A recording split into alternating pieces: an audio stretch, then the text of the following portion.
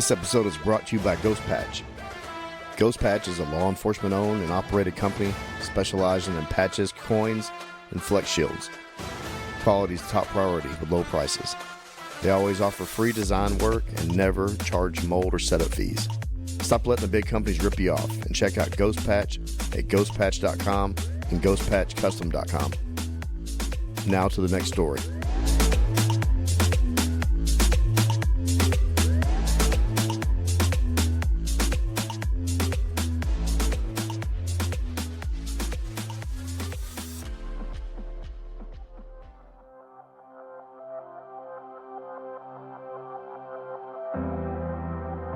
Everything that we had known about just how these calls, quote unquote, typically go or normally go went right out the window. And then there's this crazy, loud, unbelievably unexplainable sensation that we're going through. And I have no idea what I just did. It's not like in the movies. Everything was super bright and unbelievably noisy and tense, and then we have to start reacting to this moment. We have to handle this situation. We've got people that are screaming at us and all these things, and it's like, oh man, what have I done?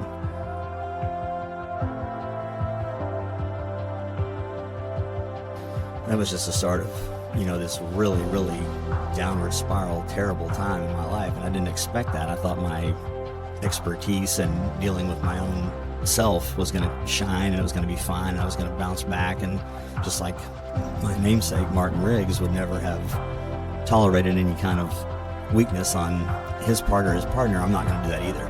And that was my mindset at the time, and it could have been further from the truth.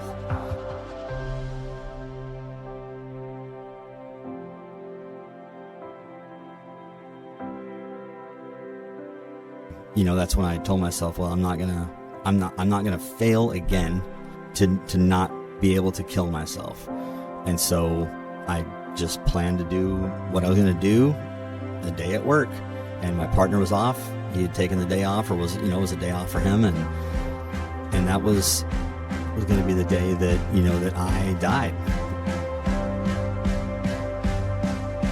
You're listening to the ATO Bridging the Divide podcast, brought to you by the Assist the Officer Foundation.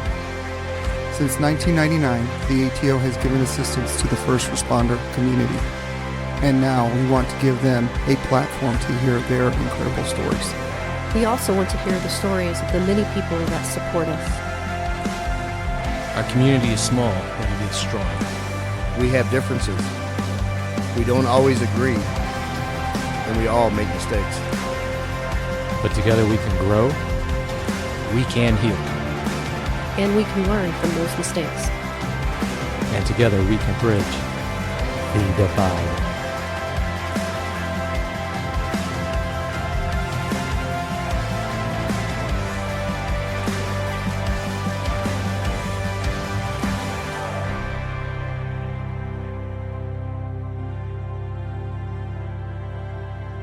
Parts of today's story reminds me of the 1987 movie Lethal Weapon, and the focus on one of the main characters, Martin Riggs, and the struggle with grief as the show begins. Riggs began the film with a death wish. He didn't see any way out of his miserable existence. Not fearing death may not be admirable a quality as we might think.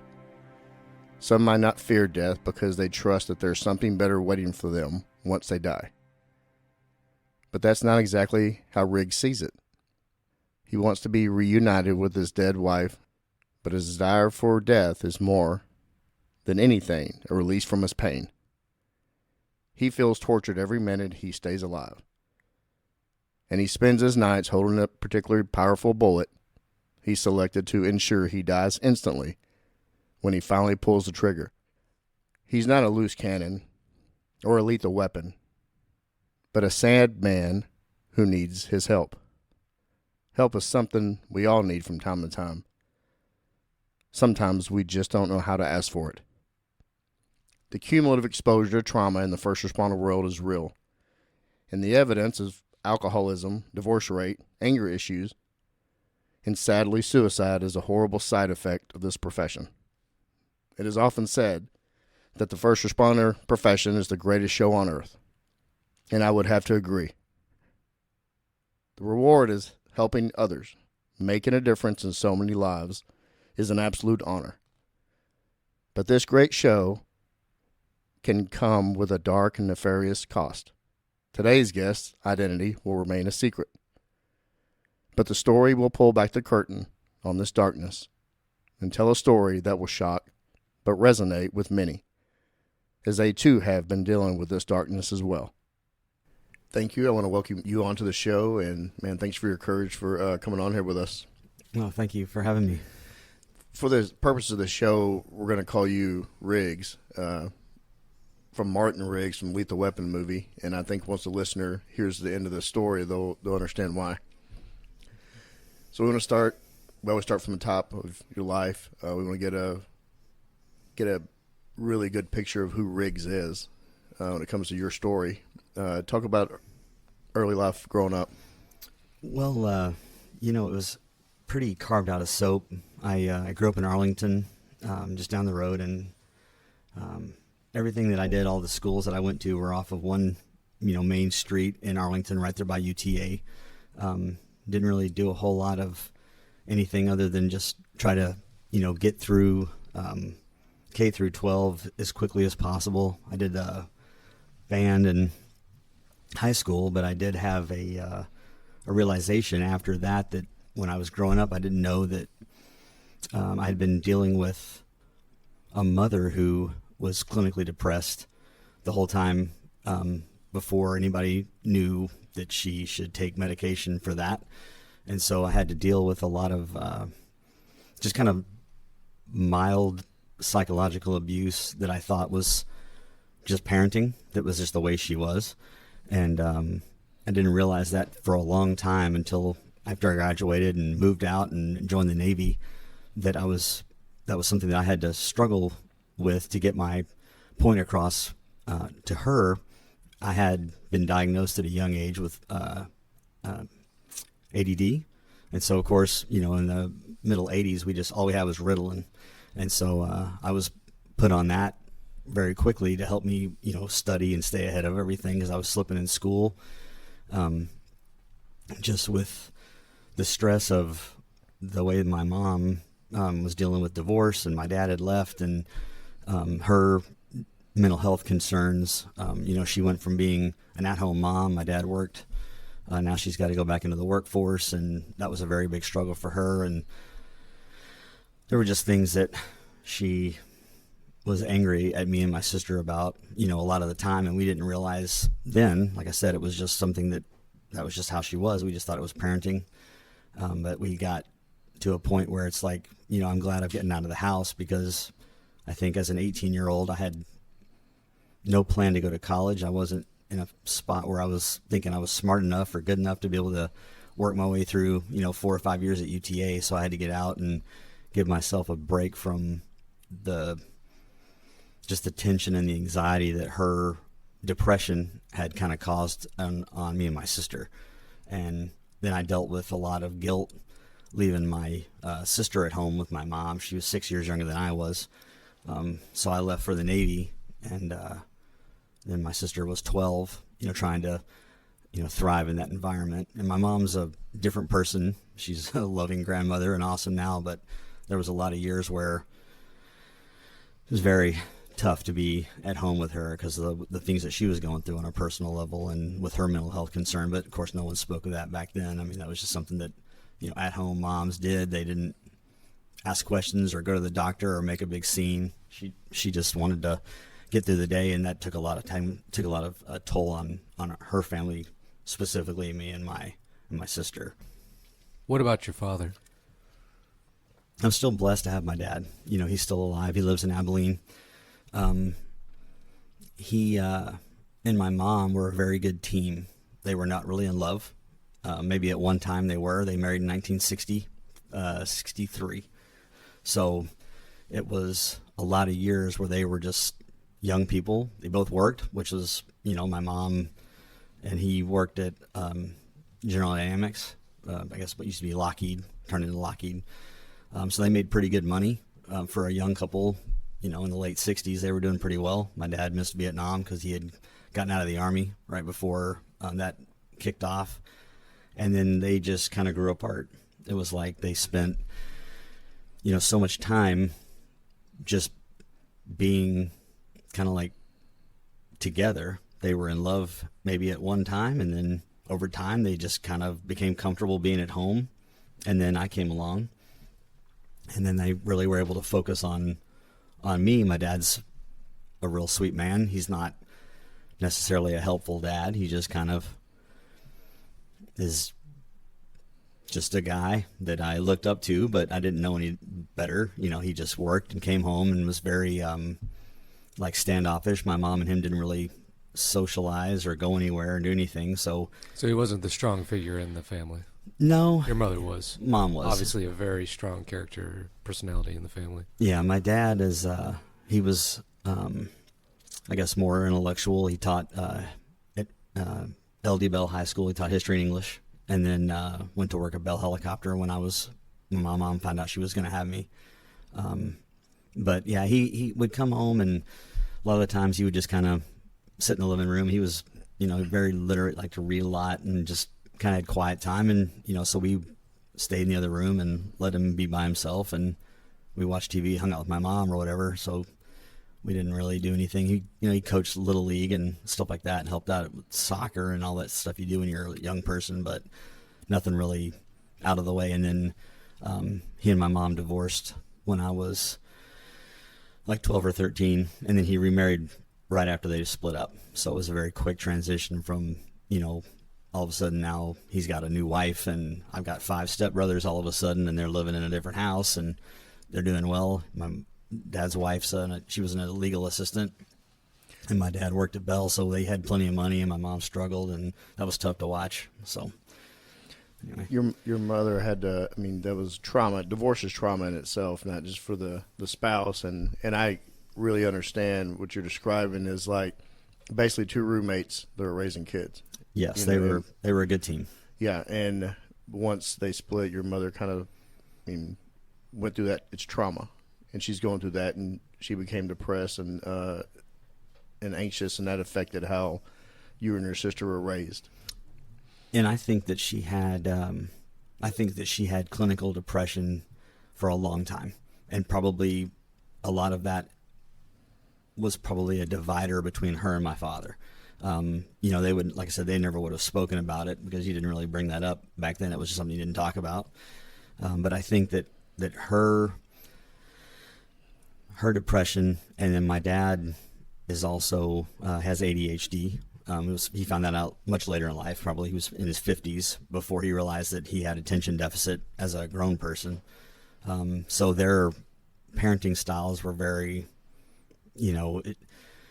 he wanted no conflict, and she needed some kind of emotion. So stimulus. Right. Needed this confrontation for stimulus. Yeah, she would drive an argument just to get a reaction from the guy, and it was like, it's just tough to watch that, going on. So when he would sit by himself in another room and read, it was a way of, just kind of distancing, and he didn't have to worry about disconnected. Yeah, didn't have to get too involved. And and unfortunately, it's like you see a lot of those things as a young person, and then you manifest that as an adult. It's like I have struggled with, disassociation and ADHD, the things that affect me personally in my relationship with my wife and my kids. It's like, my wife and I, she's very high strung, very outspoken. Her background, she's just a very independent, strong person.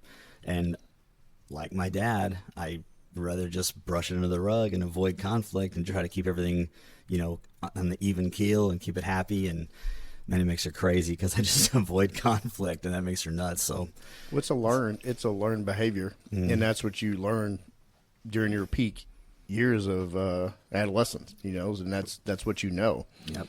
And a lot of people never figure it out because that even goes the other way with abusive and angry men or women. They grow up that way, and that's how they become as adults themselves. But you probably would have to be more intentional about how you act now, because that's in your makeup as far as you growing up in that Does that make sense? Absolutely. I mean, my wife and I talk about this, and this is something that's come out, even fast forwarding to I talked to a therapist, and I discussed the relationship with my wife, and I tell my counselor the same thing, and she's like, those are things that you have to focus on. Just like you said, it's like I can't ignore my relationship with my wife and my kids the way my dad and my mom just put everything away just to try to do the best they could to raise my sister and I. And it's like they thought they did a great job, and they did a good job. We're both, successful people, but I want to not be the role model that I saw. I want my wife to know that I love her and I care about her, and I'm here to assist her and be her partner and her help her through life, and that my kids can see a connected dad who's, in touch with their mom, and, we're on the same page, united front, and all that good stuff. So, but it's very easy just because my confrontation style is very not like that. So I do have to think, it's like, how can I be a really nice arguer? Because I'm a pretty nice guy. I try to not make conflict. If she wants it, then I have to find a way to do it so she feels like I'm not ignoring her. It's work. Yeah. Because it was something that you weren't taught. You were taught the opposite growing up, and it kind of just became ingrained in who you are, and it's part of your mental DNA. Yep. It's just that's there's a lot of people, even like alcoholism and then anger issues, disconnecting from the family. I mean, and I see that a lot in this profession, especially. And speaking of this profession, before you got here, you made a stop through the Navy. Can you talk about that? Yeah, I had to, like I said, I had to get out of the house. I was not prepared to go to college, so I figured if I was going to go to school, my mom certainly couldn't afford to help me out with that. So, and then my dad wasn't in that position either. His stepsons were all pretty dialed in on college, and they were already, going off to Abilene Christian or wherever they were headed for school, and it was tough to kind of not be the guy without the scholarship. And so I just said, you know what, I'm going to get out. And I left in October of '92 and joined the Navy, and that was a great time. The things that were a struggle for me was that at the time, you weren't allowed to be on a prescription like Ritalin and be enlisted in the military. So I had to get a waiver for the fact that I had taken mental health care medication that was, at the time was a study aid. They didn't have an idea that it was supposed to help us, function as, the way like neurotypical people do. So I had to immediately just kind of detox from being on Ritalin every day for the last 5 years of my life to all of a sudden now I can't take it at all. And that was not easy. And, I'm in recruit training. I've never been away from my family for any amount of time. And now all of a sudden I'm on my own trying to, make my way now. And that was a pretty big struggle, but it ended up working out. I mean, it was a really good time. I had a lot of excitement, a lot of good friends that I made. So it was the best choice for me to help me kind of grow up and I guess separate myself a little bit from the stress and everything of being at home. I was able to focus on my job and no distractions. So that really, for my mindset, I was able to really dial in and thrive in that environment. But when I decided to get out, I was ready to come home. So, did you have to go back to the Ritalin, or were you able to stay off of it after going through the Navy? I stayed off of it. I should have gotten back on it.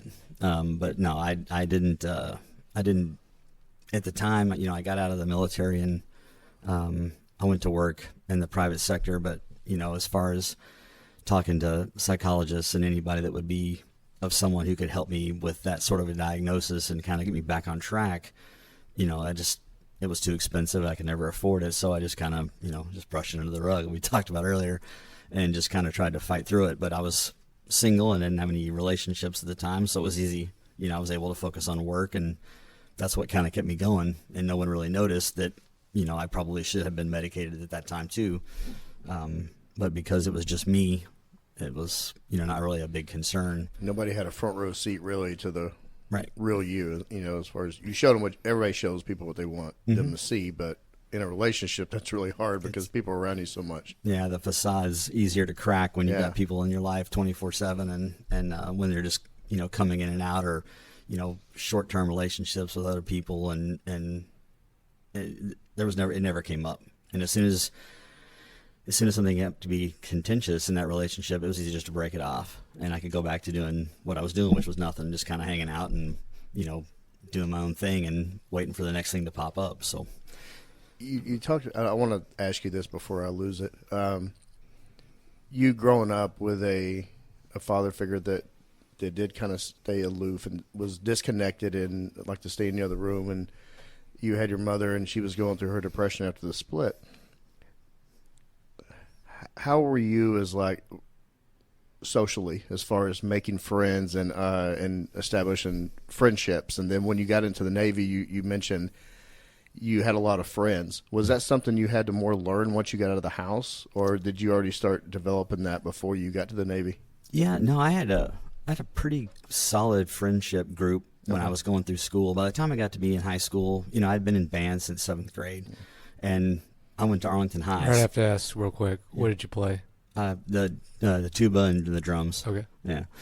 But I'd been in band long enough, and that at the time Arlington only had 4 high schools, so the feeder schools were mostly the kids that I knew went to Arlington High from the junior high that I went to. We had a few that came from Gunn Junior High, and so with that I met basically the same kids I've been friends with since 7th grade. We're all doing band, so over that course of 3 or 4 years before we got to be sophomores, I'd made a pretty good core of friends at my junior high level. And then when we got to high school, it was easy just to, pick up with a kind of a newer group. And I was able to focus on, since I was good at band and I enjoyed it, it was easy for me to make friends in that environment. We all had something in common. But going out and meeting someone outside of a small, pretty specific circle has been very tough for me my whole life. I mean, it's never been something I've ever been very good at. Just by way of comparison, if I know you for a long time, it's easy to continue to be your friend, but I wouldn't go meet anyone new unless I had an explicit introduction or probably to gain trust. I yeah. mean, just Yeah, I just didn't ever think I was very good at it. And and of course, being adolescent, you have insecurities about every little thing, so that doesn't make it any easier. The Navy, we were all a bunch of misfits just running around trying to, get down the road. So it was simple to kind of bond with the isolation of being where we were at and the job that we had and all that. So we were all in it together, I guess, and it made it easy. At what point did you want to get into law enforcement? So I made a run through the private sector after I got out of the Navy, and I was working in information technology for a Fort Worth rich guy that worked over in downtown, and he was in oil and gas, and so I did information technology stuff for him, managed email, and when the IT market went up in smoke after September 11th, I got laid off with a bunch of other people that I worked with, and so I actually re-enlisted and went into the Air Force instead of going back in the Navy, and I had been a firefighter and a pipe fitter in the Navy, so I wanted to try something else, so I became a paramedic. And the Army has paramedics for their infantry guys, and so that's what the Air Force, it was kind of a job that no one really needed, but they had me doing it anyway, so I wasn't working, and so they said, hey, if you want to volunteer with the base military police squadron, we can give you a full-time gig. You can get back into active duty and have all your benefits and everything reinstated. So I was like, sure, I can stand at a gate and wave people through the gate guard thing, and so I was doing that. And then I met an officer that I work with. He was in my unit in Abilene, and he was leaving to come to Dallas, and I followed him, and so here I am. What year was that? I met him in 2005, and then he got out a little bit before I did, and then I signed up and joined the department in 2008. You and I talked offline about your background as far as you didn't have too many traumatic events. You didn't deploy. You weren't in infantry in the military, but what I think we just heard is that you had an interesting home environment that also is it kind of shaped you and led you down the road too of who you are as an individual and an experience with dealing with depression. And anything could be infectious, whether it's being around an anxious person, being around an angry person, being around a negative person, being around a depressed person. You kind of learn that. It also rubs off. And then you get into the police world, there's a lot of cynicism and there's a lot of negativity, and really you see not just the quote-unquote critical incidents, but it's the dealing with people. You're dealing with grief. You're dealing with other people's lives, and you're seeing their violence. You're seeing their grief. You're seeing their sadness and just despair. How did you, when you got immersed into the police world, how did you adapt to that? Well, you know, I was so excited when I got the job.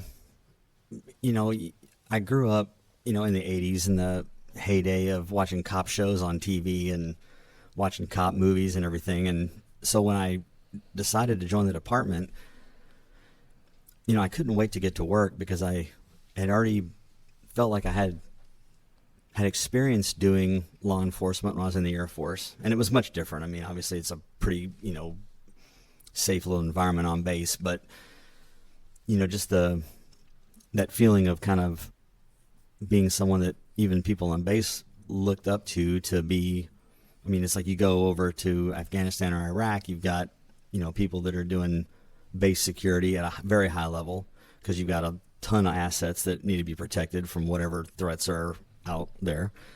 But then back home, it's like these people who are deployed, they're counting on you to look after their families, and just, you know, want someone trying to pull off some craziness at the base and, you know, get someone hurt back home. They don't have to be worried about that while they're in Iraq or Afghanistan. So it felt like a very important job.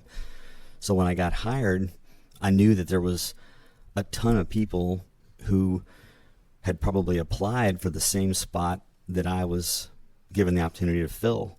You know, like I had done something, I was showing that I was, you know, someone thought I was good enough to do the job with the city of Dallas. And I figured, you know, a big city, it's like, you got to be doing something right, because, you know, they got 1 million people apply for the job. And in fact, they even had they had that hiring bonus program was in effect when I took the job as well. So it's like, you've got a lot of people trying to get on with the department. And here I am sitting in an academy seat.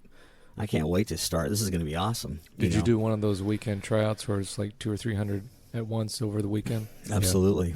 Yeah. Show up Friday and, you know, do all knock the PT, it all out. Yep. Hope for the best. And then it was a madhouse. You know, the conference room was just packed full of people. And I mean, a bunch of, you know, Army Special Forces guys and stuff. I mean, everybody's standing around just looking ripped, and I'm standing there like, I'm never going to get this job. You know, there's no way. But, you know, I felt really honored to have gotten it. It just as much, you know, I felt very honored to be in the military too. Not everybody can join the service. You know, it's something that you have to at least have the qualifications for. And I couldn't wait to get to work. I mean, it was time to do it. You know, and like I said, I didn't have the experience, but I knew that I'd watched a ton of cop shows, and it's got to be pretty much like that, you know. Just like Murtaugh and Riggs. That's it. Yeah. My heroes, you know, they had to do it all figured out. They had it all figured out. I want to get into your shooting, but I want you to kind of describe it from an emotional lens, as far as going through it, not necessarily all the details of it, but it's just the aftermath. Your episode is off a writing that we received almost a year and a half ago, and it's a very detailed, basically testimonial of a time in your life and in your journey that you had to go through, and it was a rocky time. Yeah, but it started kicking off after an OIS. Yes, basically. You know, that day was like any other day. I mean, there was nothing off the wall about it. The only thing I remember being different, what I don't normally do, and I don't know why this came up after so many years, But I remember that morning I was at the station, and for some reason I had my pistol, and I was thinking to myself, I need to make sure this thing's oiled. And so, I went and oiled up my gun. Like, I probably only do that maybe twice a year, like when we qualify, right? It's pretty pathetic, But I remember taking the thing apart and oiling it and just thinking, you never know, just make sure you're on track. That day, I mean, like, what are the odds, And so, my partner and I, we cleared that morning and headed out. Of course, it's a Saturday, and, it was busy during the middle of the day, and we're running around summertime. It's cops, we're answering calls all day here and there. And, my idea was with my partner, we were going to go try to get a bite to eat, try to, just grab some food in between all these calls. And, the call that we ended up getting assigned to had been holding for a while, and at the channel I was working at, they had a rookie and his trainer, and we thought they were going to grab the call just because it had been a good training call for this young officer. And I guess they were tied up on something else. And anyway, it just sat there, and there's no way we're going to ever grab a 50 on a Saturday, in the summertime. It's just not going to happen. And so we were like, you know what? That's okay. We've got a plan. My partner and I did a lot of calls involving, mental health, the 46 type calls that we got. We had gone to the school, and, we're very good, a working partnership. We had a good thing figured out. So we decided that we would go ahead and just take it, and we'd find a way to eat after we took the patient to the hospital, get him checked into Green Oaks. And there was tons of places to eat lunch up there. We could just eat and come back down to the channel, and no one would be the wiser, because we already knew that's what you do. You go eat after you go to the hospital. And so that was our mindset. It's like, this is what we're going to do. We're not thinking law enforcement related. We're thinking, let's help this guy out real quick, and then we'll go benefit from it and get to go get a burrito or something. And that was kind of our focus.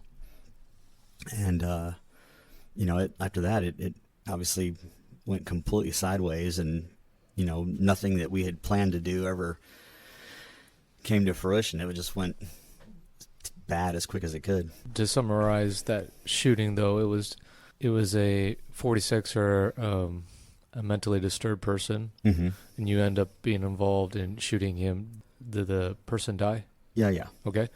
We're just trying to avoid talking too much about the details, but I guess if there's anything you want to say about that moment in the shooting and directly following, just going through that experience. Well, it's like, I guess you think about that. Cops dream about it sometimes. There's like documented, like, people will tell this story that they have these dreams about having officer-involved shootings during their dreams. And it's like, how am I going to respond to that in that situation? And in the dream, there's always some malfunction normally that goes on with your gun or with something. There's always something terrible that makes it horrible, and it seems like that's always really bad. Like the trigger pull is always 1,000,000 pounds, or the gun just breaks, or something ridiculous. And so in this moment, all I was thinking about was, my plan is out the window. Like, this whole event took place in about 6 seconds. And in that moment, we started doing like cop stuff, just try to make contact with these people. And then it just didn't feel right. And then it just got worse and worse in this super short, compressed time frame. Everything that we had known about just how these calls, quote unquote, typically go or normally go, went right out the window. And then there's this like really crazy, loud, unbelievably unexplainable sensation that we're going through. And I have no idea what I just did, other than I think I might have shot the concrete of this driveway I'm standing in, because I didn't ever see a gun. It's not like in the movies. Everything was super bright and unbelievably noisy and tense. And then we have to start reacting to this moment where now all of a sudden we're not just able to say something candid and leave and go get in our car and drive off to the next call. We have to handle this situation. We've got people that are screaming at us and all these things. And it's like, oh man, what have I done? And it's like, you don't think about, I'm trying to defend myself, which is what it ended up coming down to. You think, what the hell am I going to do? What are we doing? This is out of control. We got to get some more cops over here, man. Somebody needs to call the police, because this is terrible. We're going nuts over here. And, my partner's doing his thing, and we're trying to get the fire department there. And, all of a sudden it rains cops. There's a million people everywhere standing around doing, that's just the best part about this, huge department is there's tons of officers there to help you out. But man, it's so fast paced. And then they start talking to us about, you got to call an attorney, and there's going to be homicide investigators. And I'm like, well, okay, so I've seen a ton of cop movies. This never happens. Where did this come into it? There's never been a problem, and now I have to start thinking about those things. And then they're saying like, well, you need to call your family and tell them what's going on. And I'm like, what do I tell my wife? The only thing I knew was from reading a book about a Texas Ranger, and it was a true story. And he said, if you ever find yourself in a shooting, find yourself someplace quiet, call your wife and tell her you love her and that you'll be home in a little while. I mean, that's all you can do, And so I called my wife. I said, don't turn the TV on. This is bad. Went crazy. And I love you and I'll see you soon, And she's like, of course, that made everything worse for her. She had no idea what was going on. I'm like, I'm okay. It's fine. But we're in a big deal right now. And that was just the start of, this really, really downward spiral, terrible time in my life. And I didn't expect that. I thought my, expertise and dealing with my own self was going to shine, and it was going to be fine, and I was going to bounce back. And just like, my namesake, Martin Riggs, would never have tolerated any kind of weakness on his part or his partner. I'm not going to do that either. And that was my mindset at the time, and it could have been further from the truth. You mentioned the Texas Ranger book. Those books like that really don't go into the sinister road that you had to go through. And most movies do not either, cop movies. Yeah, no. And even like Lethal Weapon, it was the grief of his wife that basically made him, he wanted to die. Mm-hmm. He thought about doing it himself. He wanted to die to take the pain away. Yeah. You described this as the day you died. Yeah. Can you describe that more to us? So, we mentioned earlier that there's the cop dream where you have the malfunctioning gun. And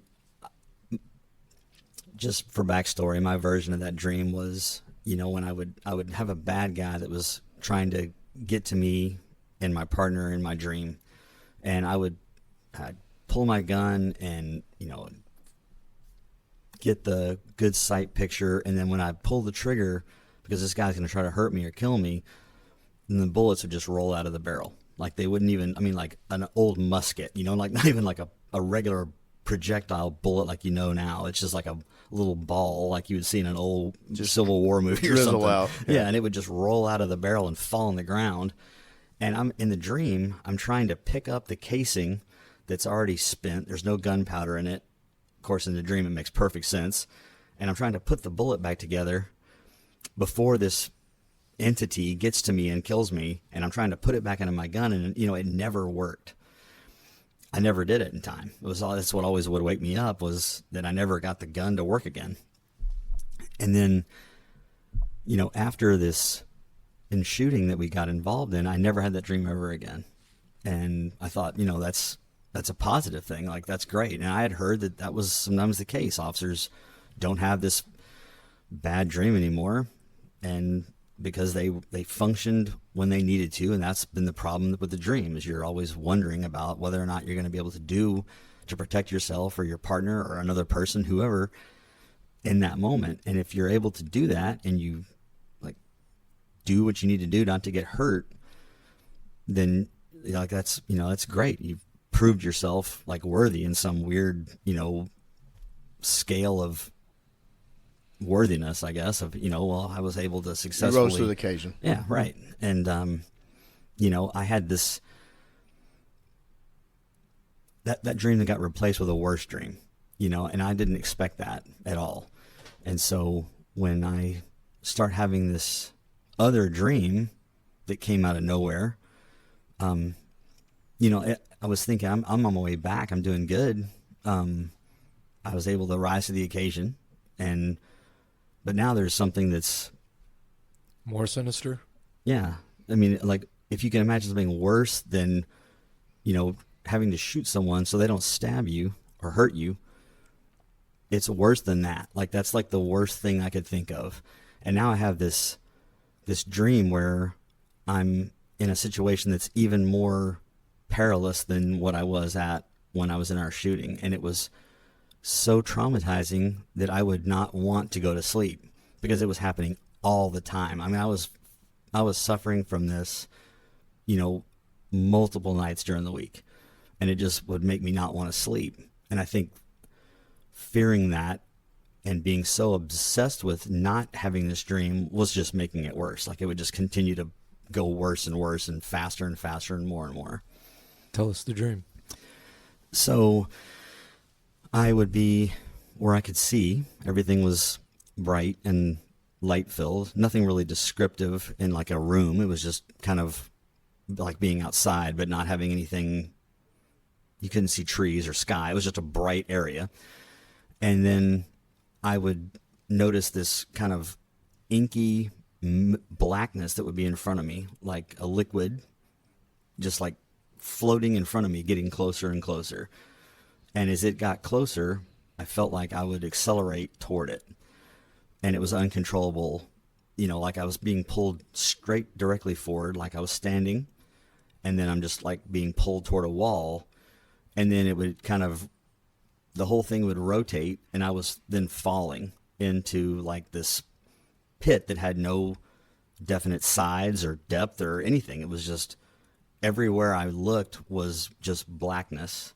And I was just falling faster and faster and faster and faster. And then I would notice that there was like an end point, maybe like a door. And the door had better open before I get to it, or this is going to be a massive crash, because I'm going so fast and I'm trying to grab at anything, but it's like, putting your hands through like warm butter. My hands would just slide through this material that was around me. And then I would bottom out, and then I would wake up. There's some evil that was pulling me, and I would be aware of that as I got to the end of this tunnel, or whatever you want to call it. And then right before this evilness would consume me, I would wake up. But it would be so traumatic for me that I wouldn't be able to sleep. And I was done sleeping after that. And that's, I think, the tough part, which is why I didn't want to go to sleep, because I knew I was going to be up at 1 or 2 o'clock in the morning, 3 o'clock, without being able to go back to bed and be able to sleep again, because I was going to have the same dream and I didn't want to have to deal with it. It always come about the same time in the night? Yeah. I mean, between, I guess, maybe, whatever time, going to bed 10 or 11 at night. So by 1 or 2, 3 o'clock at the latest, I'd be awake. And, I guess that would be about the time you'd kind of be exhausted from the day, and then you would just fall asleep almost immediately, and then have this weird REM sleep thing that would spin up this terribleness that I had to deal with every day. And that dark ether matter was just waiting on you to get to that point of your sleep. Every night. 4 or 5 times a week. Did you ever make it to the door? You never made it out? No, it was always, the door was kind of replaced with like the evilness, like it was like the door was like trapping you. Yeah, it was like a manifest, but it was like if I could get through it, then it would be maybe back to lightness again. But the evilness in the dream would grab me and pull me before I ever got to it would interrupt that path, and it wouldn't let you out. No. What did you think that was? I didn't have an answer for that, because at the time, I was just trying to kind of do my thing. Like, I didn't want anyone to know that I was feeling upset about anything. I didn't really even realize at the time that I was that upset. I just knew there was this nightmare that I had all the time, and I couldn't explain that, and I didn't ask anyone, and I certainly wasn't going to make a big deal out of it because I was afraid that the department was going to put me on light duty, or, you know, worse, take my gun away and my badge and say, you got to work in some unit that we can keep you safe and out of trouble, which means you're broken and you can't do what you're supposed to do. And that was not going to be something I could tolerate, I didn't think. Legal services. They were going to put you there. They might have put me in legal services, yeah. Possibly in the auto pound, I'm not sure. Yeah. Just flip a coin, you're going to one of those. Yeah. So did you tell your wife about this? Well, she knew that I was having nightmares. You were waking up, Yeah, and I you would just get out of bed because you knew you did not want to go back to sleep to revisit this? Yeah, I tried not to bother her. And I knew I was bothering her because she would wake up and, you know, she'd be trying to be considerate and, you know, you're having a dream again. Yeah, I'm going to get up. Okay. And I didn't make a big deal out of it because I knew she has to work and she's got my kids to take care of and all kinds of stuff too. So I didn't want to burden her with that. And that's what I felt like I was turning into, was kind of this, you know, burden. And that was beginning to wear on me a lot because she was trying to be supportive. But then again, I didn't want to let her into a side of me that was not doing as well as I guess I thought I should be at the time. And so I didn't want her to worry. You know, at the time, her and I weren't in the greatest place, you know, marriage-wise anyway. Like, our relationship was not necessarily, you know, shaky, but it was, like, people have trouble in their relationships. And so that's a time where, because of the job and because of things that we did, you know, we didn't see a lot of each other, and it was just hard to, you know, have that time to continue to build your relationship. And that was just another roadblock to us being on a great path. And so I didn't want to make that something that she was aware of as much. You didn't want to be another thing to be on her mind. Yeah. As far as the department goes, there are protocols that we have to go through after a shooting or, you know, a critical incident like this. You go see the city psych doc, and there is a process. Yeah. But, you know, people get good at becoming poker players. Absolutely. And going in and talking to these, and they're asking you, how are you doing? Your response would be, you're doing fine. I'm good. Everything's fine. And it's a dumpster fire and it's terrible. But if you give them the wrong answer, you know that they're going to put you somewhere where you're not going to get to do your job anymore and not get to be the police anymore. And that kind of weakness and that kind of brokenness was not something that I was going to be able to believe that I was at that level. So when they ask you, and to their credit, I mean, all those guys, the department was great. All the psychiatric folks that, you know, at the psych docs that we went and talked to, that the city, you know, mandated, they never questioned it. They were completely cool with the whole, everything's fine. And, you know, are you having any kind of thoughts of, you know, hurting yourself? Do you have nightmares? Nope, not any of that. I'm good. And I would even add the fake laugh and the surprised look on my face to kind of cement that I'm in control of this, man. I got nothing but, you know, thumbs up. I'm good to go. Everything's fine. I'm doing well. And, you know, can I please go back to doing what I know and what I'm good at, which is driving around a cop car and doing my thing.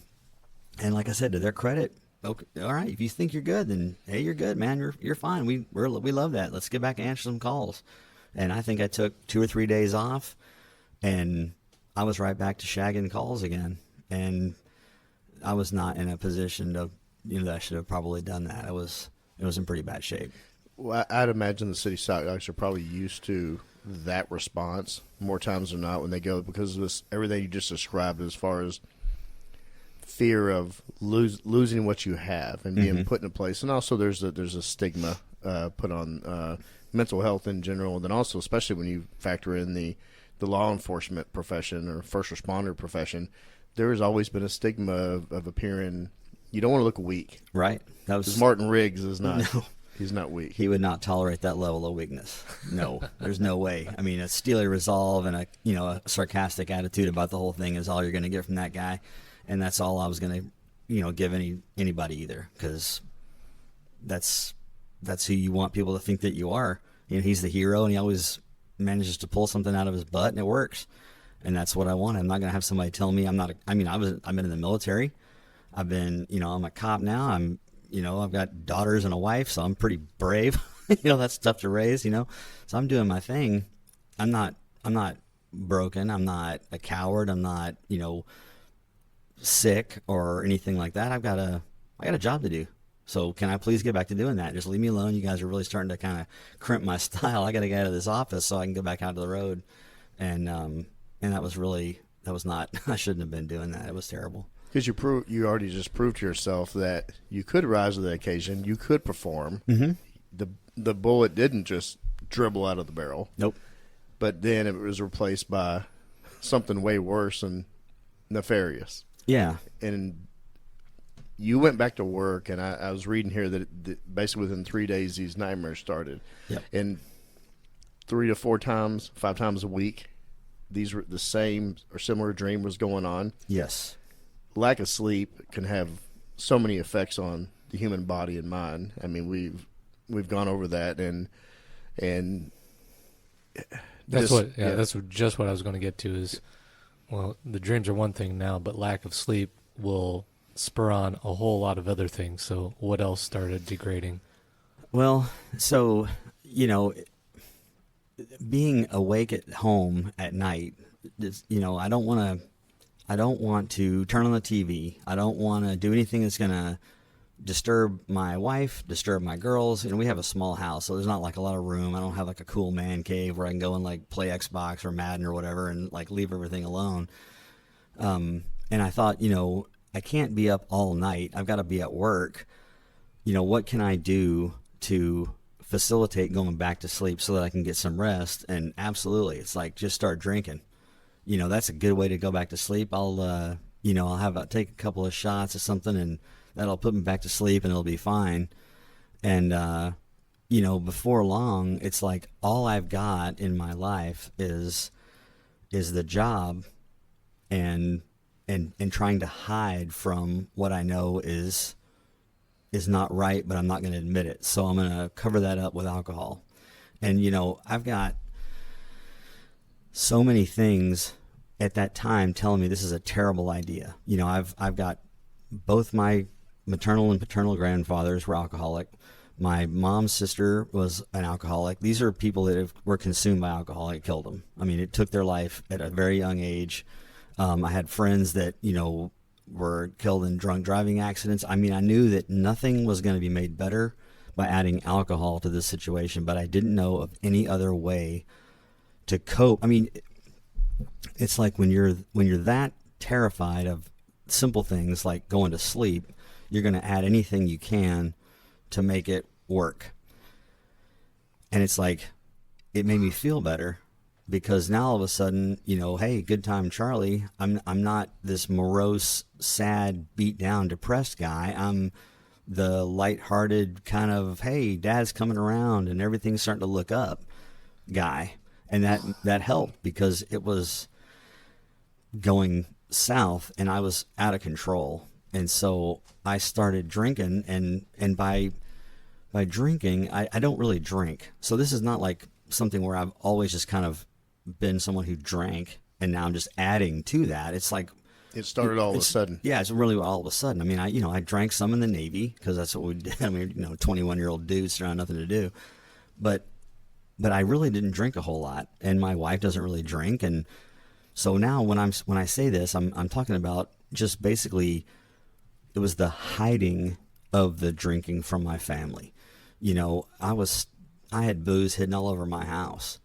That was like, okay, I don't want to get caught drinking, because my wife and I had talked about that too. We're like, look, we're not doing well as a couple. We're struggling in our marriage. We don't need that one more thing. And we thought that something like one of us being an alcohol addict or a drug addict or whatever was going to be the straw that broke the camel's back, in addition to having to worry about, mental health concerns. And our marriage was, like I said, not in a good spot. So anything could have been that, that final straw. And so I've got to find a way to keep it together at home, but try to find something that's going to help me cope. But I can't let my family know about the coping mechanism. And I also can't let them know that I'm struggling. So I tied up all these things, and I'm like, well, now you got to hide it, and that was the part that made me feel so guilty. Was I knew in my heart of hearts that it was wrong to be doing that. I knew it was unsafe. I knew it was not really me, but I did it anyway. It was like I was powerless to stop that. And I've been able to, stop things that I don't want to do, kind of like cold turkey or whatever. But this was something that I was having a real hard time with. And so, like I said, I was hiding alcohol all over the house. I mean, I hid booze in the water tank part of the commode. I mean, that's pathetic, I mean, it's funny. I've seen it in movies, actually. That's what I'm saying. I mean, I learned to do that from watching a movie. Yeah. And it was like, that's a great idea. Hiding bottles and rolled up towels in a closet. Yeah. Just wherever you could. Stick them in I had in the dirty clothes hamper in my closet. The garage was easy because I had tons of space out there. I mean, it was ridiculous. And we're not talking about high quality booze. It was terrible. I mean, this was like the cheapest crap I'd get my hands on. And then I would just mix it with Powerade. And my wife couldn't tell because it was vodka. And she never noticed. She would notice, but I would just gaslight her and say, "Oh no, that's crazy. I've got my Gatorade here. I'm just hydrating. I'm doing my thing. Just, what are you talking about?" And she's like, "Well, I don't know. You just kind of seem like you're off." "No, I'm good. I'm just, going through stuff, or I'm tired, or whatever. Anything you can say to hide that." And then you realize you're just hiding everything. It's just one game of the shell game that your life is. Come home, sneak around my house, pretend like I'm like a ghost that just drifts in and out of this residence with my wife, who's this, beautiful person who I love. I don't even talk to her. I don't talk to my kids. All I'm trying to do is keep it together at work and hide this like lightweight, I'm a lightweight. I'm not going to lie to y'all, but it's like this binging that I was just trying to do something to feel better. Because all I knew was just like pain for this whole time. I was trying to work through this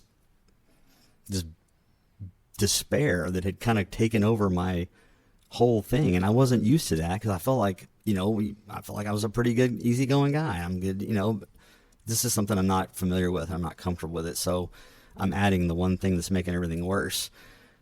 And then I knew that was terrible. And then, so I decided to quit. I didn't want to get fired. I knew that if I showed up to work loaded, I mean, I had the math down. I mean, I had the time, it's like, okay, if you got to be at work at 7:30. So you got to be 1 hour, 2 hour, 3, 4, 5. Okay. Got to get to sleep at a certain time. I can't drink past 10 at night. So I got to cram all this booze into 3 or 4 hours without letting her know I'm intoxicated, and then try to sleep it off and be ready to go. I mean, it was driving me insane.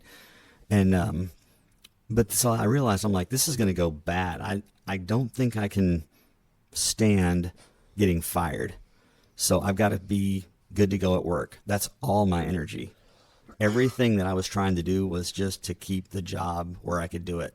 I didn't care about home. I didn't care about my kids. I didn't talk to my wife. I mean, it was come in, check in with them, veg out on the couch, and hide from them so that I could be ready to go and be dialed in at the office. And that was the bottom line. And it was driving me crazy because I had no other outlets. Couldn't talk to my wife, couldn't talk to my friends. I had my partner, and I was hiding from him. I mean, everything. It was maddening. So as hard as you tried to avoid the darkness, it consumed you. I mean, it took over, and the only thing that you thought was actually helping you through this was making it worse, and you were feeding into the darkness. Absolutely. I mean, it was just I was just one step at a time, getting further and further into this world where I knew I was going to lose control. And because we had been in this critical incident, thank God the department, when I was completely unraveling, I told the chain of command at my station, hey, I need to take some time off to deal with this. And again, hey, take all the time you want, man. Whatever you got to do. Which was great because then I didn't have to worry about coming to work. I could do whatever I wanted. And that's when I was beginning to think that, I'm going to lose everything.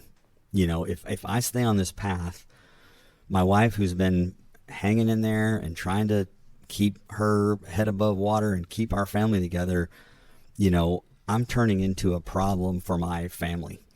And they're developing a me problem like really fast. And there's nothing I can do to stop it. I feel like I am completely out of control, and I cannot make contact with her. I can't contact with my kids, nothing. I'm just a robot that is just doing the job and coming home.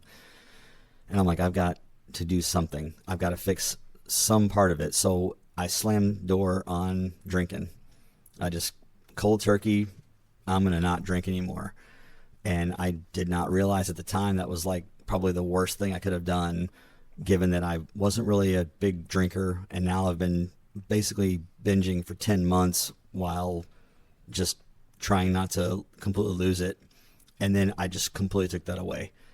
And I fell into the worst friggin' pit of despair, of depression that I could ever imagine. I mean, it was like, okay, I can't, you hear the term, like, I couldn't face the world. I couldn't get out of bed. I was like, I couldn't hardly move. You know, I would wake up and just stare at the ceiling of my bedroom. Like, there's no way I can go to work today. And like I said, thank God the department was cool enough to be like, yeah, take all the time you want. Cause I could not function. And that's when I had told myself, you are losing it, dude. You're not able to keep this together. And it's driving me crazy because I'm terrible for everybody, period. I mean, I had nothing going for me except coming to work. That was it. And so, you know, pretty much at that time, it's like, I've got to remedy this and whatever way I can do it. And I figured, well, you know, the only way I'm going to be able to get my way out of this is to make it look like I've done something really heroic. And so I'm like, I'm going to try to figure out a way. I've got this problem. My family has a problem. My job has a problem. It's me. I need to remove myself. Yeah, I'm going to take myself out of this situation. It's beyond my control. The only thing I control is whether I'm alive or dead. And so I told myself, you know, I'm probably better off dead. And if I can do it just right, then the department puts on a great funeral, and I can hopefully at least leave something for my family, you know. What is your family seeing or thinking at this time with you? I honestly, I don't really remember, because I didn't really communicate with my wife. I mean, all I knew. I mean, these days you're not going into work, you know. I mean, they're just letting you, hey, Dad's going through a hard time. Let's let him be. And yeah, and they basically were so used to me being completely unattached to anything they had going on that I was just like a non-factor. I mean, I didn't even factor into their life. It was just, oh, you know, Dad's home and he's sitting on the couch and he fell asleep at 7:30 in the afternoon. You know, I mean, my wife was beyond pissed at me all the time. My kids, I mean, you know, they love their dad, and God bless them, but I mean, I had nothing to do with them. I was completely void of any kind of interaction with them at all. It was bad. They just didn't have a dad. And you wanted to be just taken out of the picture, but you didn't know how to do it. You wanted to do it in a way that, I was reading that you would hope that you would miss a gun on a search, and then you would be taken out in the line of duty. That's how crazy that I'd gotten. And I hate to use that word, but that was how out of my mind I felt. I mean, I told myself, convinced myself, not told, convinced, that if I could convince another person to kill me at work. Listen, when I think about how this sounds, when I say it out loud, it sounds insane.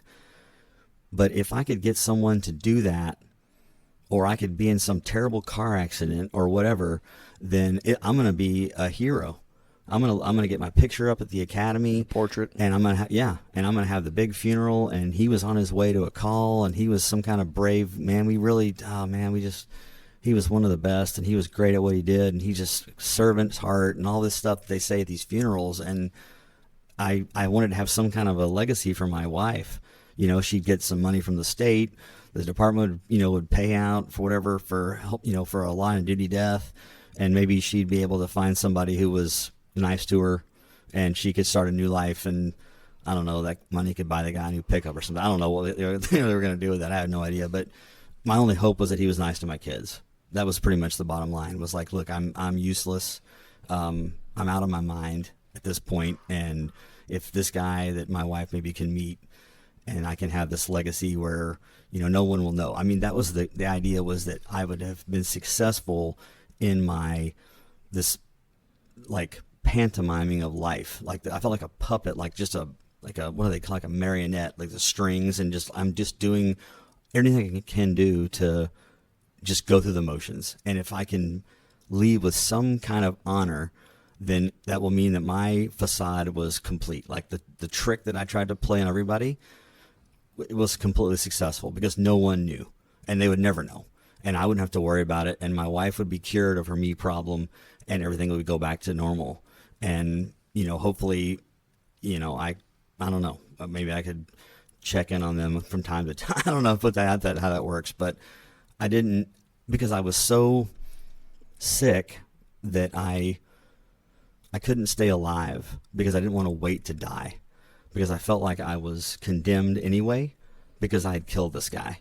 And that's what it boiled down to, was my limited lack of knowledge of faith, and the way that, like, as a Christian person, I'm not trying to, tell my story without adding this. I'm not trying to, but do it. Not from the pulpit or anything like that. Part of it. But I didn't know enough about the way that my life as a Christian person, growing up, we didn't have a big time background, but I knew that there was like the 10 Commandments, right? I knew that was something. And I knew that one of those commandments was thou shalt not kill. And I didn't remember there being any kind of way out of that. Like, it's not like, well, it's okay if this happens, then you can do the killing part. That's fine. We'll figure out a way to work around it. Like, cops have been writing themselves out of trouble for, 150 years in this department. I can write my way out of this. It doesn't work that way with God. And so I'm thinking, well, if that's the case, I'm screwed. I'm just going to wait to die and then go to hell because I'm condemned because I killed this dude, even though he was trying to kill me. And I never got to that point. It was always just the initial act, and that's what I felt like. I'm never going to see my people again. And hopefully, if my wife can be with somebody else and I can not be here, then at least I won't have to wait and suffer alone, because eventually my wife was going to leave. There was no way she's going to continue to keep hanging on with me being a non-factor in her life. And I was going to be alone anyway. So just take myself out of this. And so I thought I could convince someone to kill me at work. And then I realized that that was never going to happen. Like, I was able to think through all of the mental illness and all of the darkness and all the pain and all the confusion that I had. They're like, you're never going to make that happen. You would never want to wish that on someone. That's terrible. Like, I don't, there are people I don't like. I would never wish that level of stress on a person. I mean, what are they going to do? Like, all of a sudden they like broke into a house and now they're going to have a capital murder charge? That no one's going to do. That's ridiculous.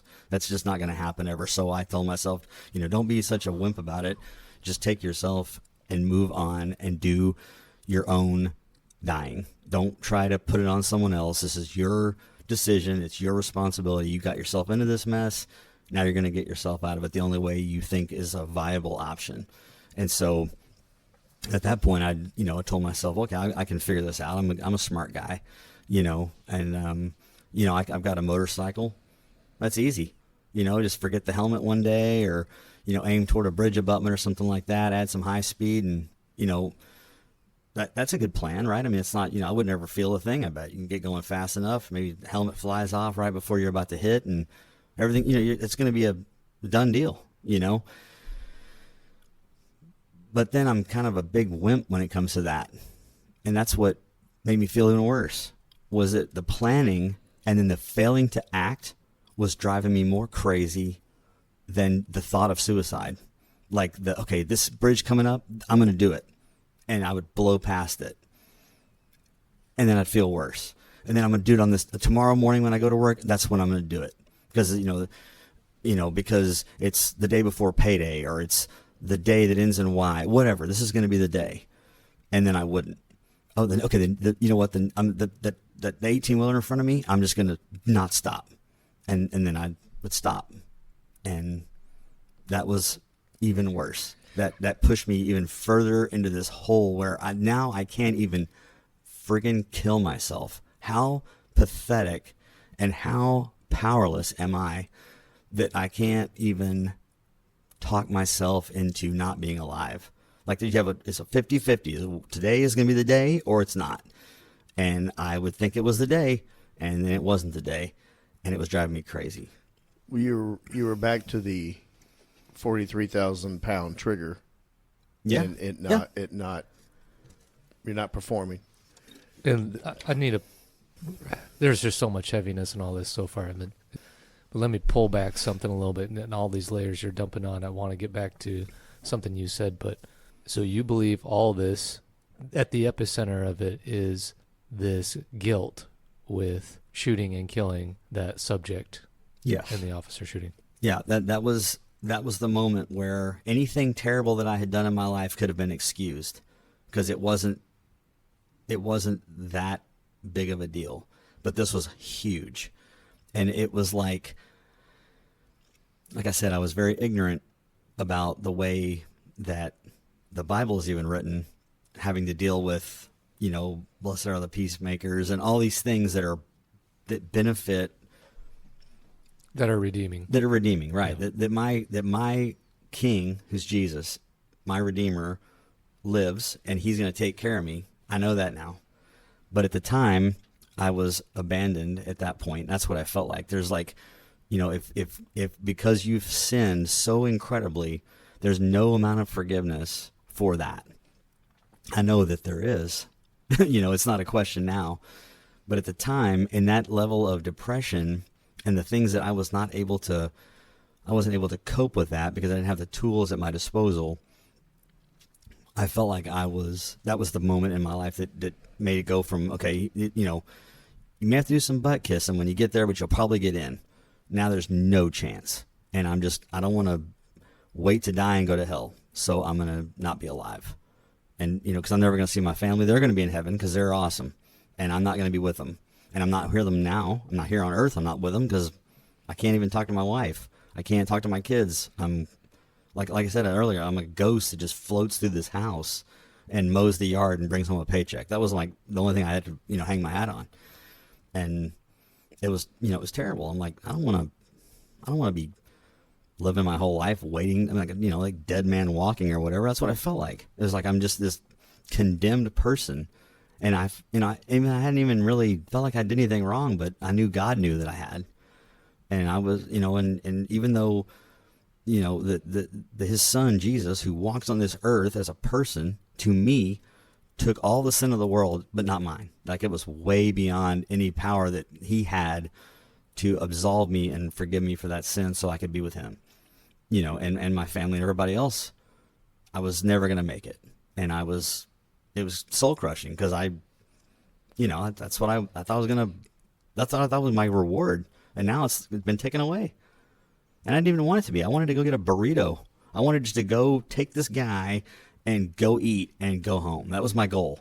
And it didn't work out that way. So, yeah. What time frame here from whenever you first had the ideas of just wanting to escape the pain, remove yourself from society, from hoping that it would happen at work, and then you started, well, this isn't going to happen.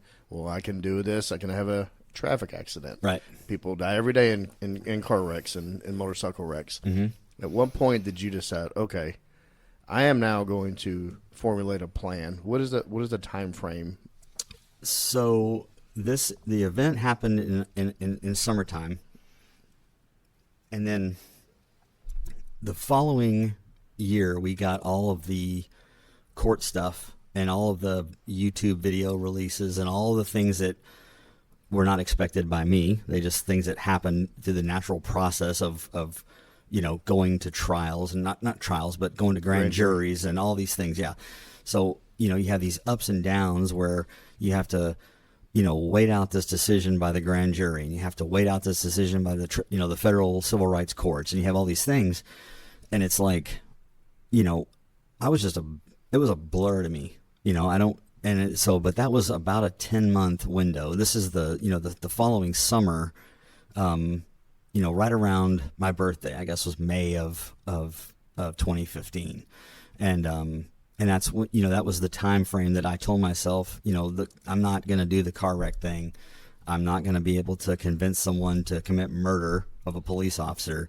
So, unfortunately, at the time, and like every day, cops carry around the source of possible self-destruction with us everywhere we go. And, that's when I told myself, well, I'm not gonna fail again to not be able to kill myself. And so I just planned to do what I was going to do a day at work, and my partner was off. He had taken the day off, or was a day off for him. And that was, was going to be the day that, that I died, because it was all this suffering and all this pain that I'd been going through. I was tired of hurting.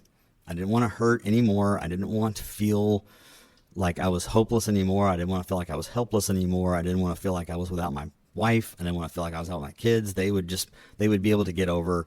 It would just be like ripping a scab off. It might hurt, but it's going to be over, and we can move past it and regrow, and I won't have to worry about it.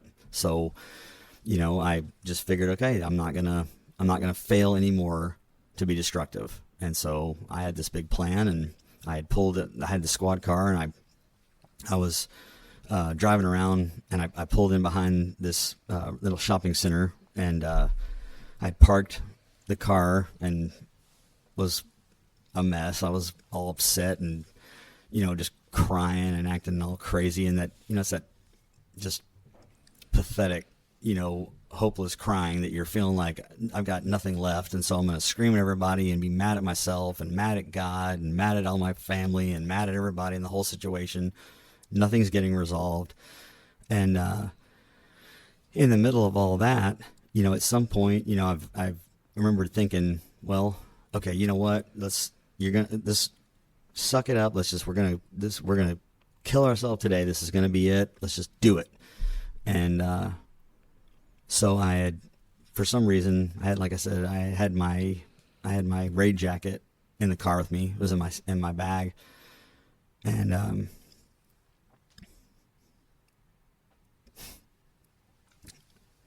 so I didn't want to make a big mess.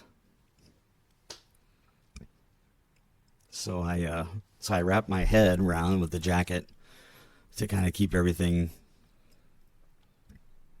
in. And I didn't want another officer to find me like that and have to process that. So I thought, that I'll do that. And then I'm thinking, okay, well, now I feel stupid because I have this jacket around my head, and I got to write a note. Because that's what you do, I guess, from movies. I had no idea.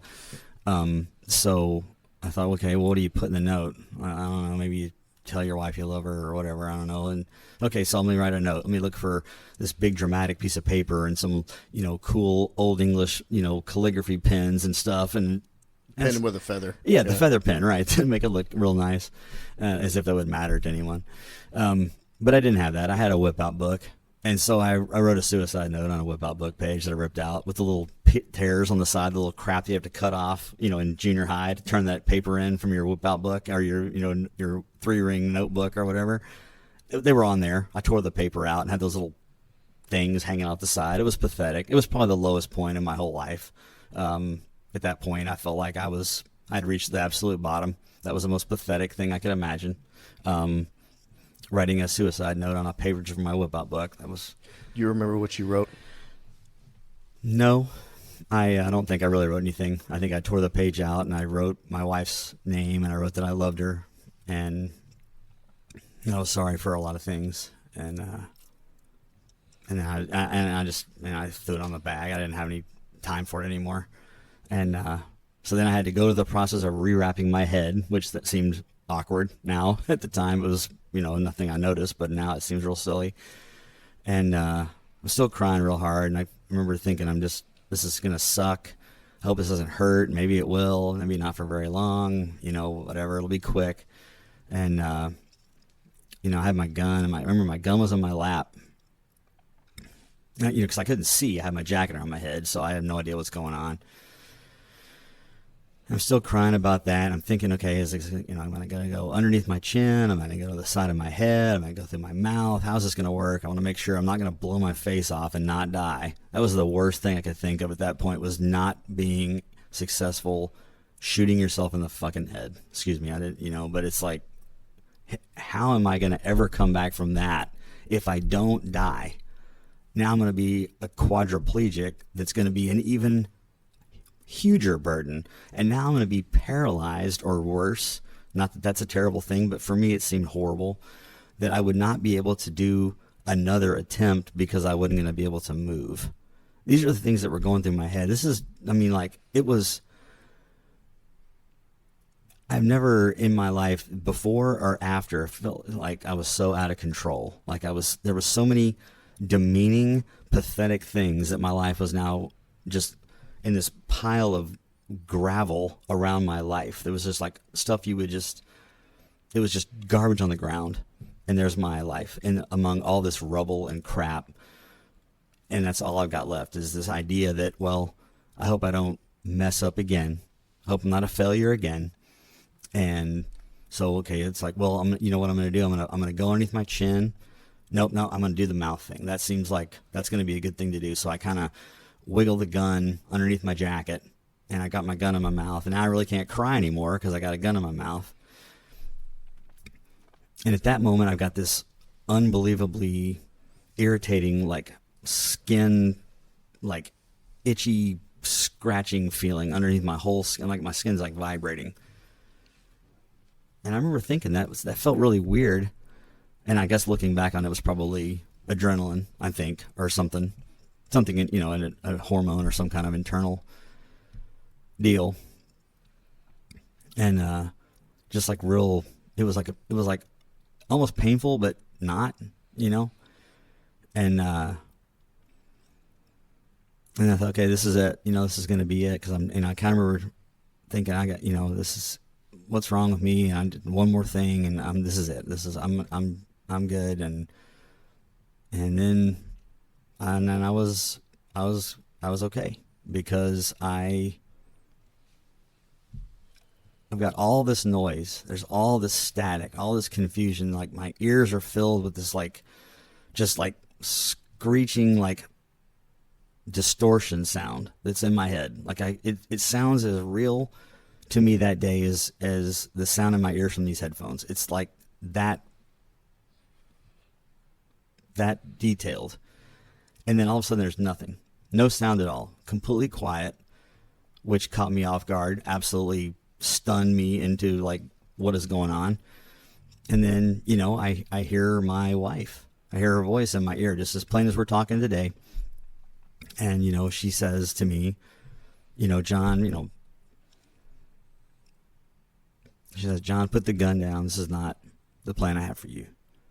And I remember thinking, how did my wife get into the squad car without me freaking knowing it? I had my head wrapped up, and someone got into the car behind my seat without me knowing it, and now they're talking to me like we're talking right now. And it was the most shocking thing. I was so confused in that moment. I had to rip this jacket off my head to turn around. My wife wasn't in the car with me, right? She doesn't call me John. My wife is, God bless her, has never called me by my first name. It's always something very creative and beautiful and loving, obviously.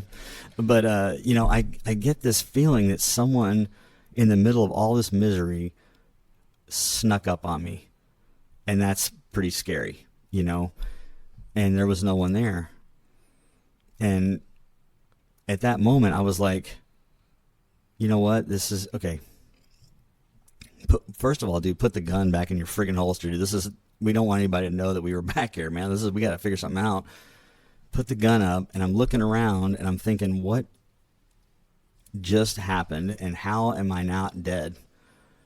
And why do I not feel bad about it? I feel great. I feel really good.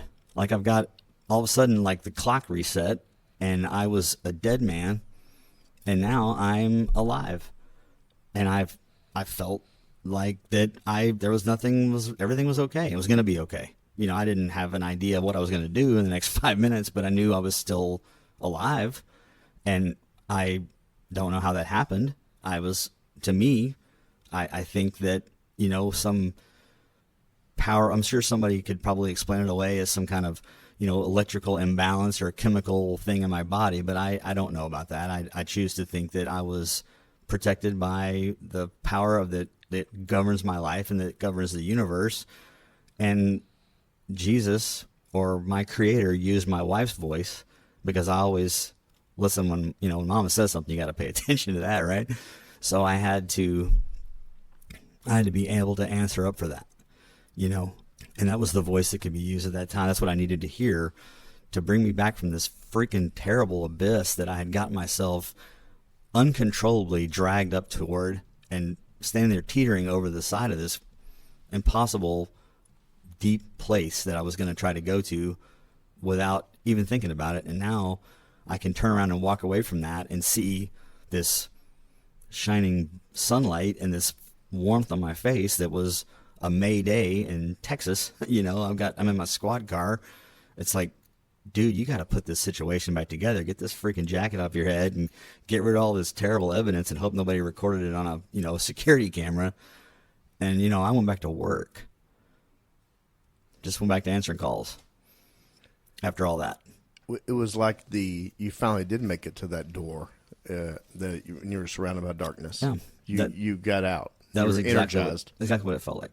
Yeah, I mean, it was being reborn. That day, I felt like I've got a new lease on life. And people say that, but that was the only thing I could think was that, okay, you know what it's like to be at this suffering, this point that you're powerless, but because of the power of the creator of the universe, took the time out of his day to be like, hey, man, you need to... It ain't your time. It's not your time, bud. I need you got other things ahead of you. Go do those things, even if that's answering a 12B. Go do that right now, and then we'll talk about everything else later. Just go handle that. And don't forget that, when you get home, your wife loves you, and your kids are there, and I love you, and I love my friends and my people, and it's going to be okay. And with that, then I was able to box this up and put it where cops put stuff all the time where we don't talk about it. But I was in a better place. And then I eventually, like we talked about before earlier in this conversation, I revisited it because it hit my heart. And I wanted to try to be able to share this in hopes it could help somebody else. And now I'm thriving professionally. I've got a counselor that was provided to me through the VA, and she's a wonderful woman. I owe her my life, through like an EMDR treatment called ART, it's Advanced Resolution Therapy. Mm-hmm. And that was something that I had her, she volunteered that, and I went through that process.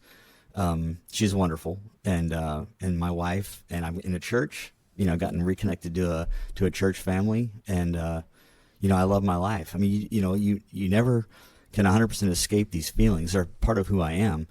But now with the tools that I have been given, not being addicted to alcohol, not having these stressors that I can't cope with, if they are something that terrible that comes up, I know there's outreach.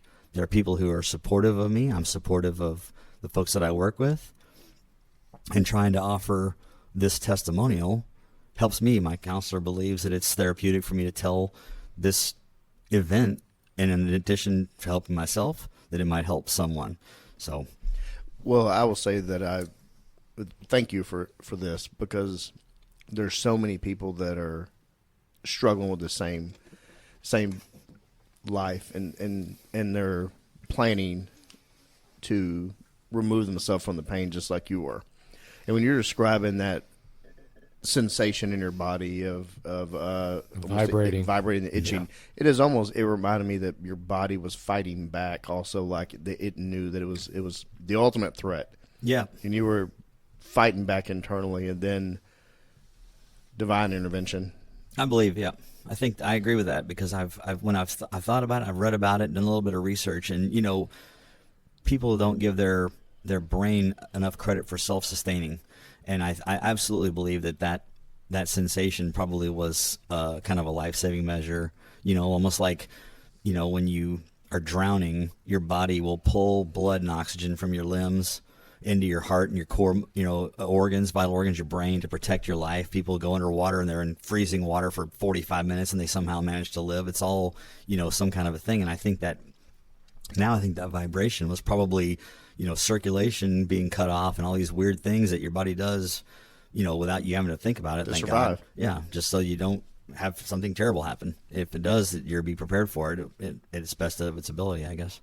Joe talked about others out there like you, maybe going through similar life circumstances, and they may not be as blessed as you to hear that voice that said, put the gun down. So I want to say thank you for coming on here to say this, because maybe this interview is a chance for them to hear that voice through you. I hope it is. Yeah.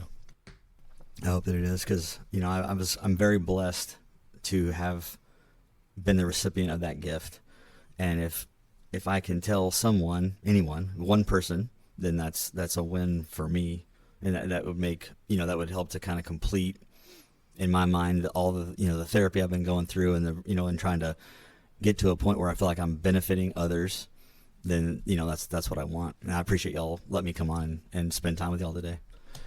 I want you to put yourself on the outside. You're outside that squad car that night. What would you tell a person that you clearly are watching fall apart? They're wrapping their head in a raid jacket. They have a plan. What would you tell someone right now, if you're on the outside looking at them? What would you tell them to keep them alive? To stop what you're doing, to get help, to talk to me, to talk to someone that you care about. This is not the last day of your life. This is a day that I want you, as an observer of that kind of misery, and I tell people this at work, I understand that you don't want to be alive, but I want you to live. I love you, and I want you to not be a dead person, because your life is yours, and it will not be the same without you. You are vital to everybody that you come in contact with. Even if you think that no one cares, if you've got no one to talk to, that's your thought, that's the way you feel, I'm talking to this person right now. That person's life is now in my hands.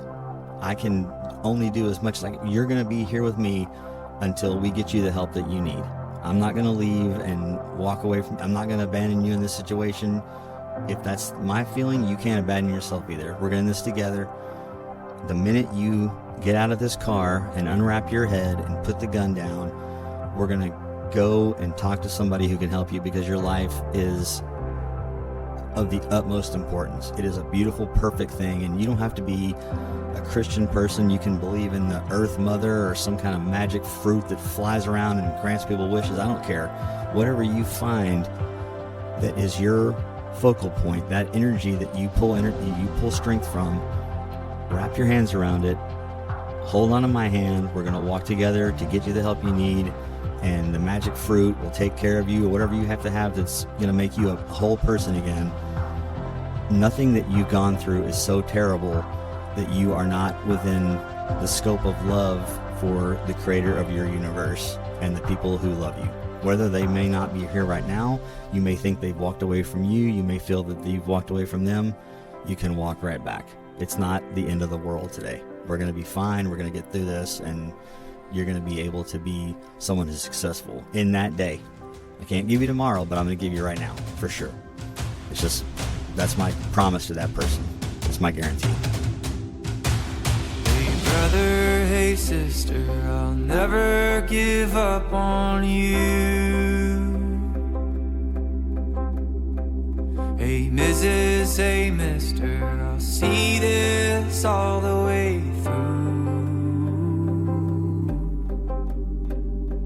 No matter how far the sun and the moon, I'll never give up on you. Down when you're lonely, I'll pull you up. Life leaves you heavy when the going gets tough. I'll be your shoulder, together we'll run up from the bottom, yeah, we'll rise above. Hey brother, hey sister, I'll never give up on you. Hey Mrs., hey mister, I'll see this all the way through. No matter how far the sun and the moon, I'll never give up on you.